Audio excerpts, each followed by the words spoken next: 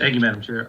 Next question. I noticed that in the midst of your presentation, which was good, thank you. We appreciate the information and the time and energy that people put into giving us that information. But I did notice that in the midst of talking about equity, I think there were a couple of things that might have been missing, and I don't know what the board's thoughts are on it. But the first one is the disproportionate treatment of Black charter schools. I mean, we've talked about this on a consistent basis, specifically looking at charters that are founded and operated by Black leaders, higher majority of Black, well, a good percentage of Black staff, and predominantly service Black children. I think that in the midst of talking about equity, that has to be a part of the conversation. And I also think that we need to look at contracts and hiring as well, too. We talk about Black men in the classroom, but the school district has a huge budget, as we all know. Right now, we have a sharp focus on our economy recovering, and I think that should be a collective effort.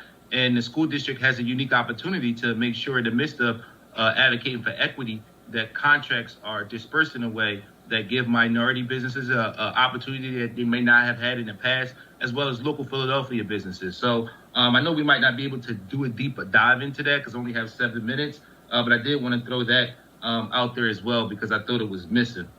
Just if someone wants to reply, let me just go through my stuff and then I'll leave it open. I also have to highlight sports. I know that that's going to be a Dr. Height thing. I'm going to dive into that conversation with him. But the board should know what's going on with sports. Extracurricular activities is major.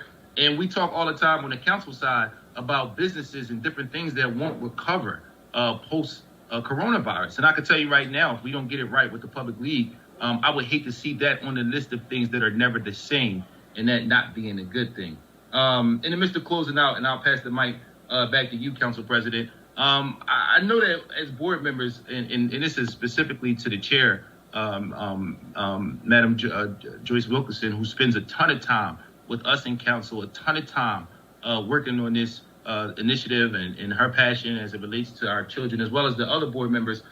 This is a very difficult position. We're in a process right now of meeting and confirming new board members.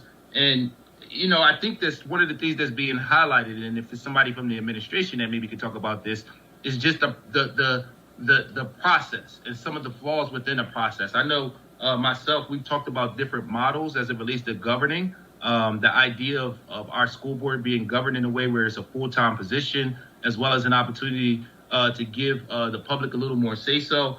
So I think that's an ongoing conversation, another ongoing conversation that we need to have as it relates to the joint work that's being done together. But I'll stop right there. Thank you, Mr. President. Again, thank you to all the board members for the work you're doing. I know it's a difficult job, countless hours per week, and it's appreciated. I want to take you up on the offer to sit down and talk about charter schools in detail. We have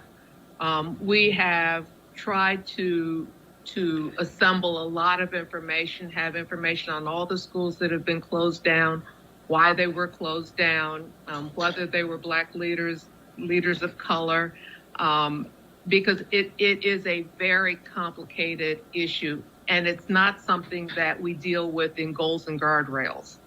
Goals and guardrails is focused on our traditional schools.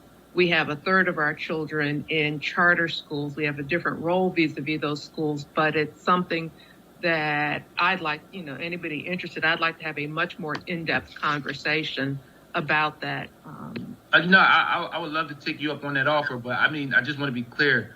I'm talking specifically about Black charter schools. That's fine. Not all charter schools, because I can't speak from the lens of all charter schools, but I can speak, accurately and loud for the Black ones. Yep, that's, I appreciate that, and we'll take you up on that. We've, pulled together the information, and that's a conversation we need to have. Thank you, Mr. President. Thank you, Madam Chair. And just for the record,